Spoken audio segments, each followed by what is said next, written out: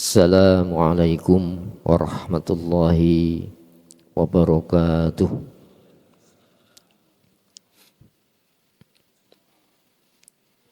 Innal hamdalillah nahmaduhu wa nasta'inuhu wa nastaghfiruh wa na'udzu billah min syururi anfusina wa min sayyiati a'malina. Man yahdihillah fala mudilla lah wa man yudlil fala hadiyalah. Asyhadu an la ilaha illallah wahdahu la syarikalah wa asyhadu anna Muhammadan abduhu wa rasuluh la nabiyya wa la rasula ba'da. Allahumma salli wa sallim wa barik ala Muhammadi wa ali Muhammad kama sallaita wa sallamta wa barakta ala Ibrahim wa ali Ibrahim fil alamin innaka hamidum majid. Amma ba'd. Saudara sekalian, sejenak marilah kita sediakan waktu kita untuk bersama mentelaah, memahami sejarah Rasulullah Muhammad SAW. Sirah Nabi Muhammad SAW syarat dengan pelajaran-pelajaran bagi kehidupan kita, yang kalau dianalisa itulah perjalanan Muslim sepanjang sejarah Islam, baik Islam yang dibawa pada awal Nabi Adam dan nabi-nabi setelahnya yang berakhir pada estafet Rasulullah Muhammad SAW, dan itu membentuk sebuah sejarah keumatan, yang alur sejarah ini sudah banyak dilupakan, sehingga kaum muslimin terpecah di dalam memahami kesejarahannya, sehingga menjadi sejarah suku, sejarah bangsa, sejarah orisinilnya itu lupa. Di dalam surah Al-Hajj ayat 78, wajahidu fillahi haqqa jihadi, bersungguh-sungguhlah untuk mempertahankan peran kesejarahan Islam ini. Haqqa jihadihi, dengan sebenar-benarnya, dengan kesungguhan memerankan peran sejarah umat Islam. Wajtabakum, Allah yang memilih kamu. Memilih apa? Menjadi person, yang jadi person itu bentuk sebuah keumatan. Wa ma ja'ala alaikum fid dini min haraj. Allah tidak pernah membuat kesulitan di dalam alur sejarah Islam ini. Jadi Islam itu sisi rasionalitasnya bisa difahami akal sehat, bisa dijalankan dengan mudah, bisa dilakukan dengan wajar sebagai manusia. Sebab unsur kealamian, keilmiahan Islam itu bisa bertahan sampai hari ini. Millata abikum Ibrahim. Millah di sini laku keagamaan. Siapa? Abikum Ibrahim, leluhurmu Ibrahim. Jadi kita ini dari jalur Nabi Ibrahim lewat Ismail alaihissalam. Yahudi Nasoro yang kemudian keluar dari Islam, agama leluhurnya itu dari jalur Ishak Yakub. Padahal mereka itu sebetulnya umatan Islamiyatan, umat Islam. Wajtabakum millata abikum Ibrahim huwa sammakumul muslimun, dialah Allah yang menamakan kamu muslimun. Jadi umat Islam itu dengan sejarah Islam di mana tujuan kita adalah Allah. Jalan yang kita tempuh jalan Islam. Masa depan kita akhirat. Jadi nanti ditanya di sana itu peran kesejarahan. Sejarah siapa yang kau jalani dalam itu? Alur siapa pula yang kau lalui di dalam hidup ini? Yaitu alur nabi-nabi. Jadi huwa sammakumul muslimun. Allah yang menamakan kamu muslim. Min qablu, jauh sebelum Al-Quran, jauh sebelum Rasulullah Muhammad. Wa fi hadza, dan di dalam Quran ini. Ya, jadi muslim itu person, dari person ini kalau punya pemahaman yaitu keumatan, yaitu umat Islam dengan kesejarahan Islam. Hadirin rahimakumullah, sehingga Rasulullah ini fase akhir ya, yang diperankan sejarah nabi-nabi sebelumnya. Insya Allah nanti kita menganalisa ya satu fase baru dakwah Islam. Yang fase ini ya akan kita analisa sejauh mana kita memahami posisi kita hari ini. Gitu. Hadirin rahimakumullah, maka kita jangan lupa itu. Jangan lupa peran kesejarahan yang di dalam Al-Quran disebutkan penegasan Nabi Ibrahim. Setelah Nabi Ibrahim menggugat ideologi materialisme, yang ideologi materialisme itu muncul tenggelam seiring pergantian waktu. Maka Nabi Ibrahim sujud kepada matahari. Ya, saat matahari muncul, matahari tenggelam, lalu Nabi mengatakan, ya, la uhibbul afilin. Aku tidak suka menyandarkan ya, pandangan hidupku kepada yang muncul tenggelam. Islam tetap bertengger seiring perubahan suasana. Lalu muncul bulan, bulan pun muncul tenggelam. Sujud Nabi Ibrahim. Bukan Nabi Ibrahim tidak tahu itu. Itu gugat pandangan hidup yang berdasarkan konsep kealaman, bukan pencipta alam. Ya. Maka saat bulan itu tenggelam, inilah uhibbul afilin. Aku tidak suka mendasarkan pandangan hidupku kepada yang muncul tenggelam. Nah, bingung nanti kan? Suatu ketika dikatakan benar, ketika yang lain salah, sehingga berebut mendominasi nilai-nilai kebenaran seperti hari ini yang terjadi, benturan yang terjadi. Dan Muslim dihadapkan pada kondisi itu. Bingung enggak kalau kita enggak punya pandangan yang benar? Maka inni wajjahtu, ini sesungguhnya aku Ibrahim wajjahtu, ku arahkan wajhiyah, orientasi hidup saya, pandangan hidup saya, lilladzi fataras samawati wal ardh, kepada pencipta semesta langit bumi ini. Itu Islam maksudnya. Hanifan, dengan condong yang sangat tidak tergoyah oleh ya, pandangan-pandangan sementara temporal.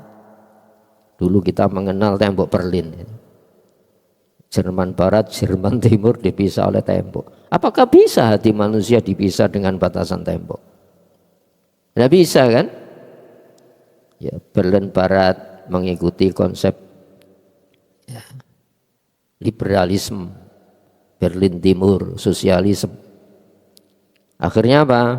Manusia gerah dengan itu. Berakhirnya perang dingin, dibongkar itu tembok, jadi souvenir.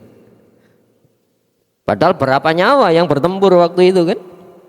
Masa darah manusia dicucurkan hanya untuk semacam itu? Dulu peristiwa PKI berapa? 3 juta di Jawa Timur saja itu disembelih itu. Itu karena apa itu ya? Karena pandangan hidup itu tadi. Maka ini wajjahtu wajhiyah, aku arahkan orientasi kehidupan saya kepada yang menciptakan saya. Itu millata abikum Ibrahim ya. Itu jejak sejarah bapakmu Ibrahim. Jadi leluhur kita ini bukan Majapahit, bukan Sriwijaya, tapi leluhur kita itu nabi-nabi Allah dari alur Ibrahim itu ya. Dari jalur Nabi Ismail, kemudian Rasulullah Muhammad gitu ya. Dari jalur ya, Ishak ya, dari Yakub gitu ya, Yakub, Ishak, baru lahir umat Islam yang di kemudian hari keluar dari Islam membentuk agama Yahudi Nasoro itu. Hanifan dengan condong, wa ma ana minal musyrikin, wa ana minal muslimin, aku termasuk orang muslim itu. Nah, di sini hadirin rahimakumullah, nah, sehingga Rasulullah yang kita kaji beberapa pertemuan itu memerankan peran terakhir kesejarahan Islam, dan kita ini umat akhir zaman ya, dengan panduan Al-Quran yang sampai hari ini Al-Quran diunggulkan dari sisi apa? Keilmiahan maupun kealamiannya. Jadi Al-Quran itu unggul dari sisi apa? Keunggulan informasi ilmu, dan ini sepanjang hidup manusia akhir zaman ini butuh Al-Quran. Hadirin rahimakumullah, saya ulangi lagi hadis Nabi ya, mislu wa misli anbiya'i ba'di, mislu wa mislu anbiya'i qabli ya, perumpamaanku dengan nabi-nabi sebelumku gitu. Kamathali rojulan bana baitan, seperti seseorang yang membangun rumah. Fa'ajmalahu, maka rumah itu diperbaiki sebaik mungkin. Wa ahsanahu, dan diperindah bangunan rumah itu. Ya. Faja'alan nas yatufun, selanjutnya manusia itu keliling. Kalau sekarang itu open house mungkin ya. Ada satu pengembang itu buka rumah untuk ditawarkan. Hari ini kan segitu kan? Sepanjang sejarah kan itu kan, orang mencari tempat berteduh di mana bisa menaruh hati dan kesadarannya untuk nyaman. Terus orang-orang itu mengatakan gini, ala hadhil lamna, alangkah indahnya rumah ini, tapi sayang itu ya, ada satu batu bata yang belum dipasang.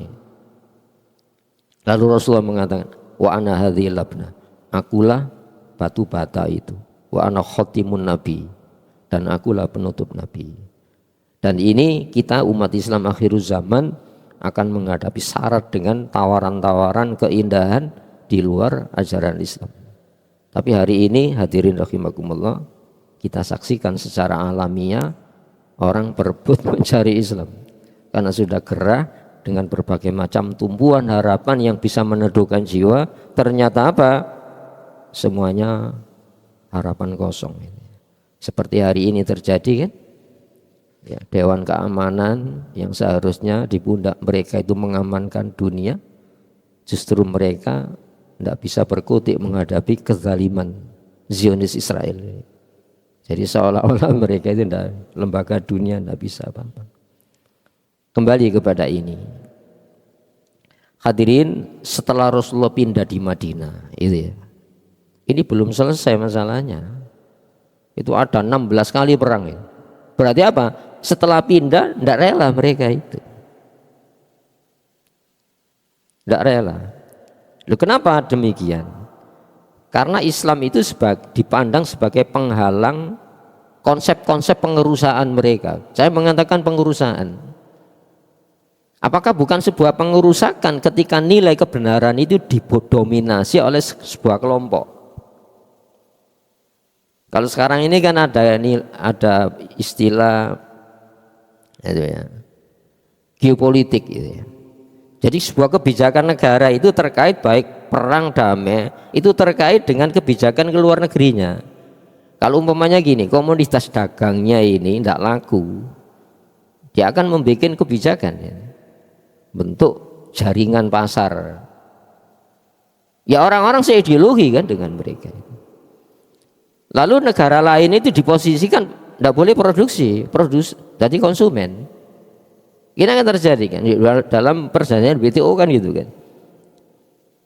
Sehingga alat tekan gimana? Ya harus punya kekuatan militer yang bisa menekan, mendikte bahwa satu negara tidak boleh jadi produsen, apalagi membuat ya produk-produk militer tidak boleh. Nah, ini kan alamiah semacam itu kan. Maka hadirin rahimakumullah, setelah Rasulullah dipindah di Madinah itu masih dipandang sebagai sebuah ancaman geopolitik bagi di Mekah, karena Mekah itu juga melakukan perdagangan di wilayah-wilayah Persia Romawi. Cuma Mekah Madinah ini steril. Kenapa?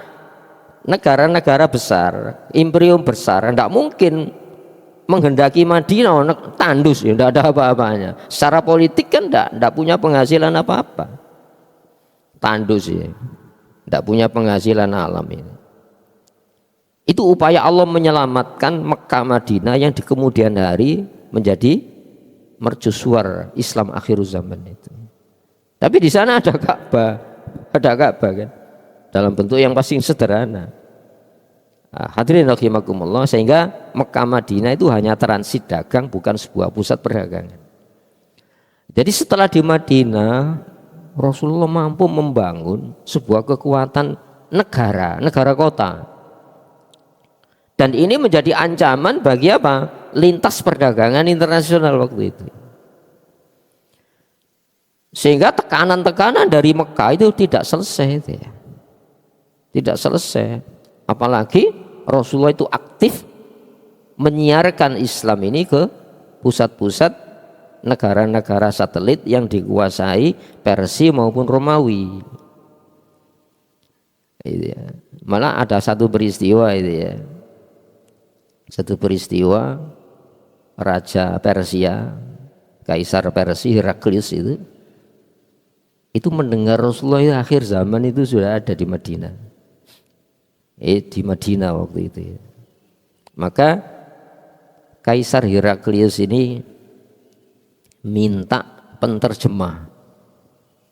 Saya apa benar ini Nabi seperti yang dalam Injil ini?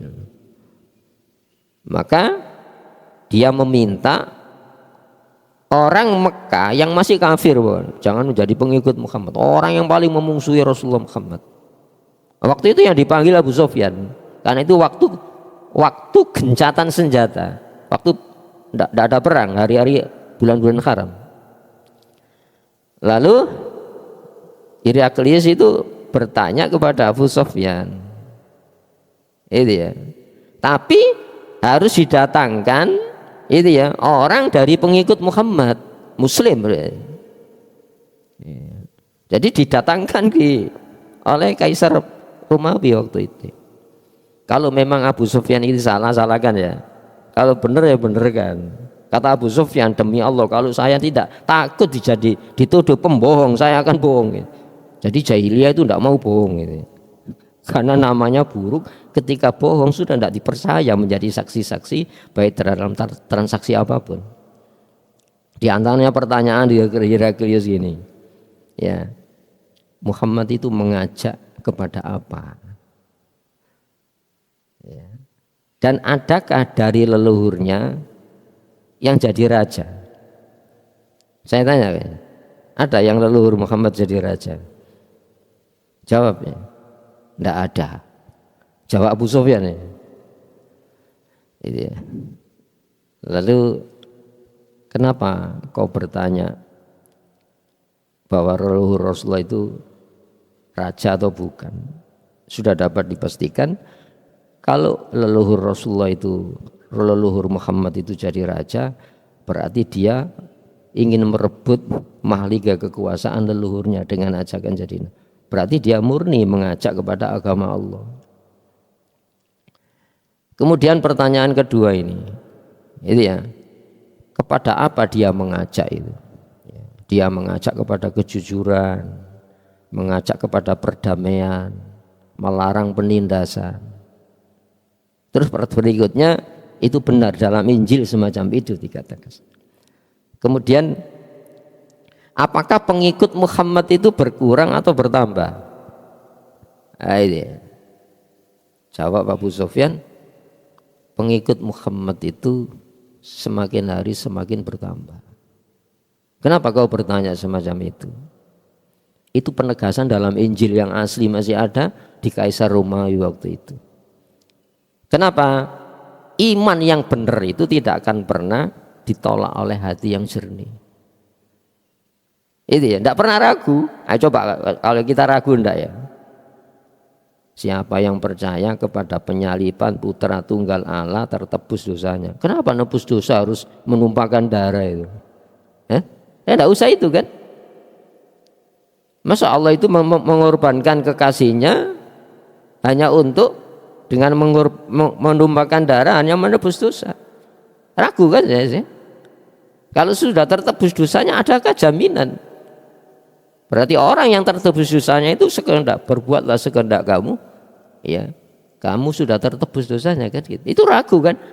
Islam kan enggak, manusia itu mandiri, bertanggung jawab atas perbuatannya di hadapan Allah Subhanahu wa taala. Itu ajaran murni. Maka demikianlah iman itu sudah masuk di dalam hati, tidak akan bisa keluar lagi. Karena itu kemurnian asli dari Allah Subhanahu wa taala. Hadirin rahimakumullah. Kemudian pertanyaan berikutnya gini. Pengikut Muhammad itu bangsawan atau orang-orang yang tertindas? Dijawab Abu Sufyan, pengikutnya itu orang-orang miskin, orang-orang tertindas, orang-orang papa. Kenapa demikian? Dalam Injil kata-katanya itu.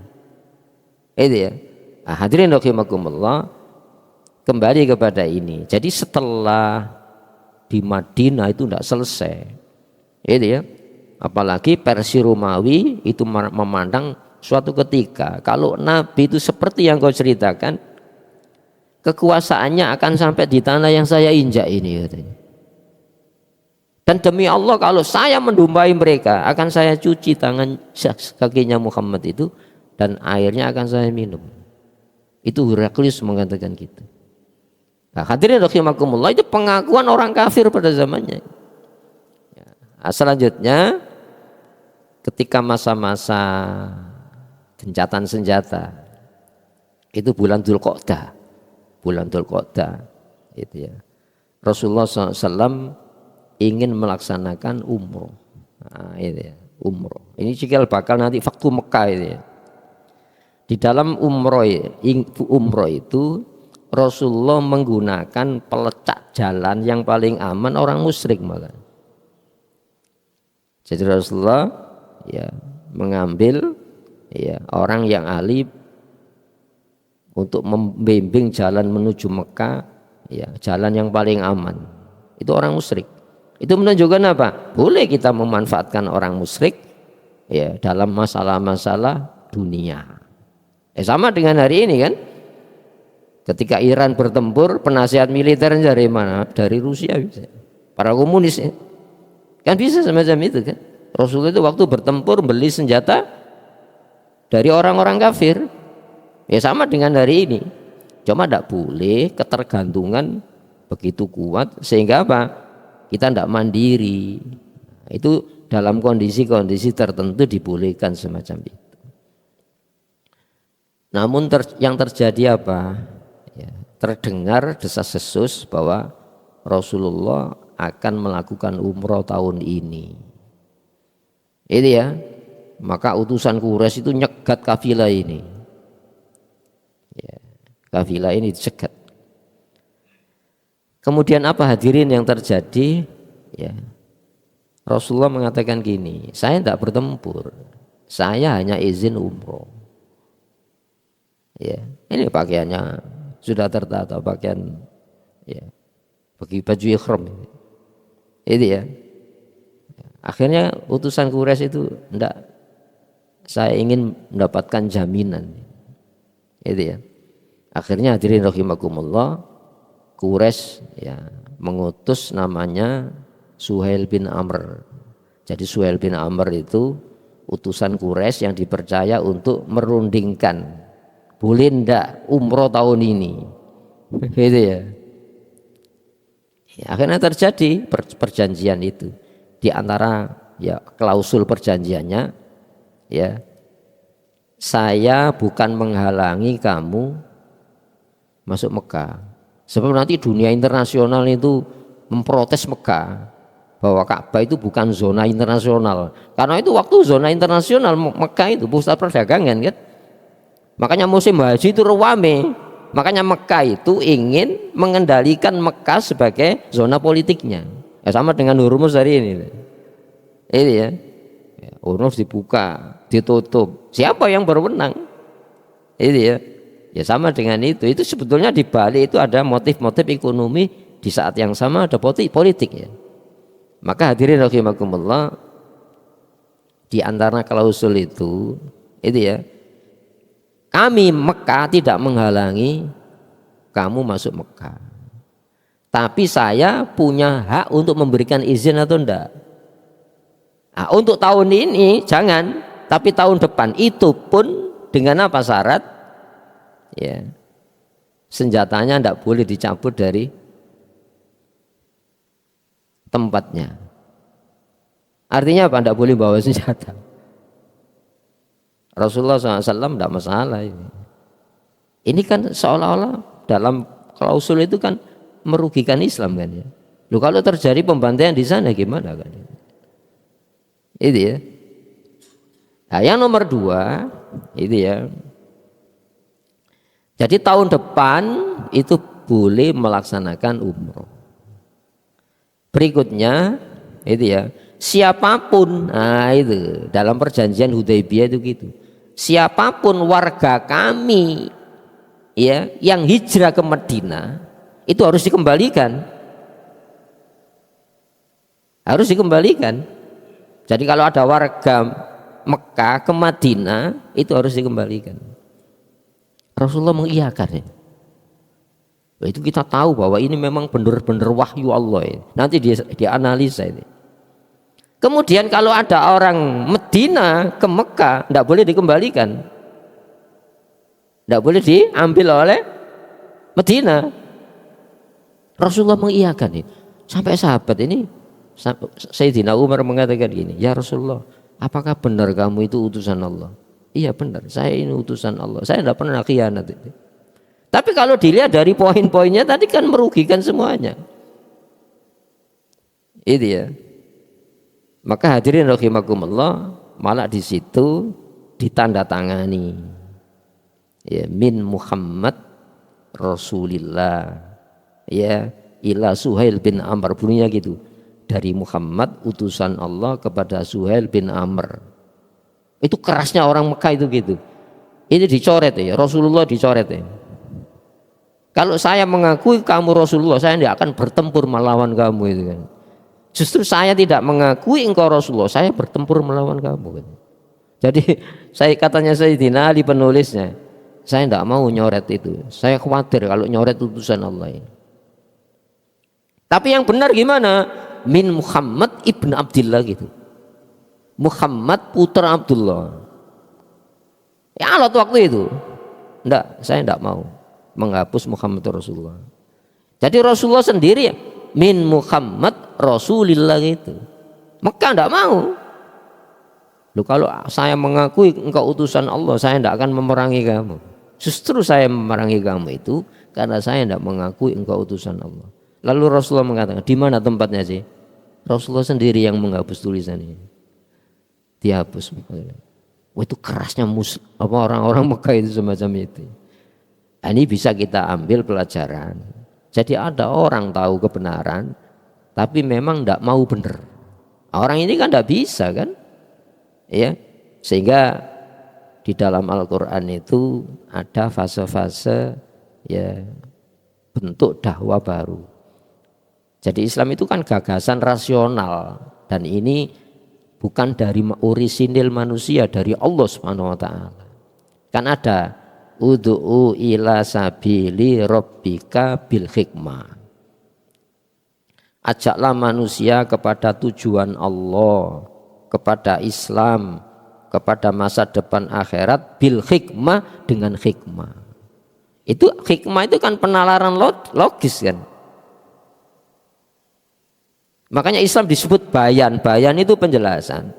Yang penjelasan itu pasti alami, ilmiah itu ya. Bisa diterima oleh akal sehat dong bayan ya. Makanya ada dialogis, pemaparan. ya bil hikmah wal mau'idotil hasanah, ada pelajaran-pelajaran yang baik. Kadang-kadang ngomong itu tidak bisa, tapi laku itu lebih mengena. Itu ya, kan ada itu ya. Lisanul hal afsah min lisanil maqal. Bahasa laku itu lebih mengena daripada bahasa lesan. Itu ajaran Islam. Yang terakhir wajadilhum billati hiya ahsan. Apa ada perang di situ? Tidak ada kan? Berdebatlah dengan cara yang terbaik. Itu ajaran Islam. Nah, bagi kalau tadi loh nama Muhammad Rasulullah saja tidak mau, itu artinya apa? Kerasnya hati itu. Padahal tidak punya bukti-bukti bahwa Rasulullah itu orang buruk, tidak ada. Orang Mekah itu mengakui sebelum jadi Nabi sudah dikali gelar Al-Amin. Sebelum jadi Nabi orang Mekah yang ngasih gelar Al-Amin itu. Itu ya. Sehingga terekam mulai kecil Nabi itu orang jujur, tak pernah bohong, orang yang baik akhlaknya, orang yang baik perangainya. Justru setelah mengajak kepada Islam kok malah dilawan, itu ada apa kan itu kan? Ini berarti masalah hati kan itu kan. Ya sampai hari ini.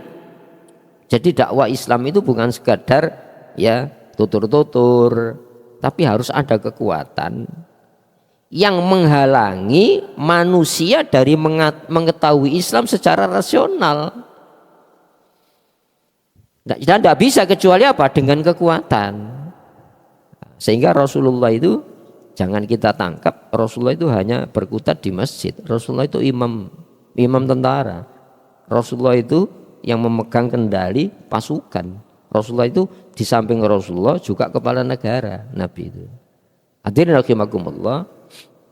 Maka dan itu ditandatangani, diganti bukan Muhammad Rasulullah, Muhammad ibn Abdillah. Nah, setelah perjanjian itu hadirin rahimakumullah, tidak berselang lama ya, putra Suhail yang menandatangani perjanjian Hudaybiyah itu ke Mekah, ke Madinah. Sesuai dengan klausulnya tadi harus dikembalikan. Itu ya, harus dikembalikan. Sampai dia mengatakan ya Rasulullah, saya ini muslim. Saya kau kembalikan kepada komunitas kafir. Apa ada jaminan saya aman di sana? Itu ya. Apa ada jaminan? Tidak bisa. Tidak, kamu harus kembali. Karena itu sesuai dengan itu konsistensi ajaran Islam itu gitu. Perjanjian harus perjanjian. Akhirnya apa? Hadirin rahimakumullah. Loh ini loh wahyu, memang wahyu itu terjadi. Sampai Rasulullah mengatakan insya Allah dia akan aman. Sudah dapat dipastikan kalau ada orang Mekah ke Madinah berarti muslimnya kan sudah teruji kan. Tapi kalau ada orang Madinah yang sudah hijrah ke Mekah bisa diragukan keimanannya kan. Alhamdulillah steril dari orang-orang munafik kan. Akhirnya hadirin rahimakumullah, di tengah perjalanan tentara yang meminta kembali putra Suhail ini lengah menjaga. Saya tidak ada jaminan aman ketika di Mekah. Jadi dia mencabut senjatanya, dia melawan, lari dua orang tentara Mekah ini. Lalu ke Madinah, yang lolos tadi ke Madinah, yang dibawa tadi. Rasulullah, saya kembali ke Madinah. Tidak, kamu harus keluar dari kota Madinah. Jadi dikasih wilayah transit yang di luar otoritas Nabi di Madinah. Jadi kalau sekarang ini kan zona bebas, kan ya. Konsekuensi Nabi itu semacam itu. Itu loh, Allah akan memberikan jalan keluar sesuai dengan yang Rasulullah janjikan kepada Umar bin Khattab itu tadi. Di sana setiap orang Mekah yang masuk Islam kan tidak bisa ke Madinah, ke wilayah transit yang itu tadi. Tambah banyak di sana. Dan dia itu bisa apa? Mengambil harta-harta yang dulu ditinggal kaum muslimin di Mekah untuk dirampas kembali. Itu harta saya kok. Itu ya, Masya Allah, itu bimbingan Allah Subhanahu wa ta'ala. Sampai sahabat itu, ini perjanjian merugikan kita semuanya. Sampai Sayyidina Umar mengatakan, ya Rasulullah, engkau itu utusan Allah apa bukan sih? Demi Allah saya utusan Allah. Allah akan memberikan jalan terbaik. Nah, karena ini pusat-pusat perkumpulan orang Mekah yang masuk Islam tidak ke Madinah, tapi di wilayah zona di luar Madinah, ini kan ancaman. Ngancam apa? Alur dagang. Dan dia merampas harta yang memang dulu miliknya orang Muslim yang tinggal di Madinah kan, di Mekah kan. Akhirnya apa? Utusan Mekah datang kepada Rasulullah. Apa permintaannya? Masukkan dia ke Madinah supaya tidak jadi menjadi penghalang zona perdagangan kami. Masya Allah. Jadi perjanjian Hudaibiyah itu murni dari Allah Subhanahu Wa Taala. Kalau kita melihat konflik-konflik yang terjadi hari ini itu di luar nalar itu. Coba ketika Amerika, ya, dan Israel dengan pongahnya kekuatan militer seolah-olah bisa menganeksasi Gaza dan hitungan 3 bulan. Berapa ya? 3 bulan. Dan ekonominya jeblok ya. Apalagi contohnya kan Venezuela. Venezuela punya kekuatan apa? Dan Venezuela itu bukan orang Muslim kan? Presiden Venezuela diambil sudah selesai, diganti boneka kan selesai. Apakah bisa di dunia Islam semacam? Bisa. Tapi apa yang terjadi di Afghanistan? Berapa rezim? Itu boneka-boneka Uni Soviet, boneka Amerika dan Zionis di Afghanistan. Toh tumbang kan? Semuanya tumbang. Itulah kekuatan iman itu. Kita harus percaya itu ya. Maka hadirin rahimakumullah, karena menjadi ancaman zona perdagangannya tadi, orang Mekah secara politik minta kepada Nabi, tidak apa-apa, kembalikan ke wilayah Madinah supaya tidak menjadi penghalang kami. Itu skenario Allah Subhanahu Wa Taala. Hadirin rahimakumullah, maka ya perjanjian di antara perjanjian itu dan perjanjian Hudaibiyah itu berlangsung 10 tahun. 10 tahun. Loh, kalau 10 tahun itu apa bisa kuat mereka? Coba kalau kita lihat seperti hari ini, setiap perjanjian tidak sampai bulan dilanggar. Itu ya, itu karakter-karakter mereka sudah. Hanya Muslim ya yang punya keteguhan hati ya mematuhi kesepakatan-kesepakatan yang diadakan dengan mereka. Kan ada adanya. Wa aufu bil uqud. Tunaikan janji-janji yang kau bikin dengan mereka itu. Fa'dilu i'dilu, berlaku adillah. Huwa aqrabu littaqwa, dia lebih dekat kepada takwa kepada Allah Subhanahu wa taala. Wa man aufa bi ahdihi minallah. Adakah yang lebih menyempurnakan janji-janjinya selain Allah? Ya. Wah, itu ajaran Islam semuanya. Hadirin rahimakumullah, maka ya, suatu ketika nanti ada peristiwa Fathu Mekah. Karena Fathu Mekah itu pun 10 tahun ini, tidak sampai 10 tahun sudah dirusak perjanjian oleh Mekah sendiri dengan apa? Melakukan penyerangan kepada suku-suku Arab. Yang suku-suku Arab waktu itu belum semuanya Muslim. Suku-suku Arab ini dalam perjanjiannya itu diantara gini, suku-suku Arab yang mau ikut dalam pengamanan Muhammad harus ikut Muhammad.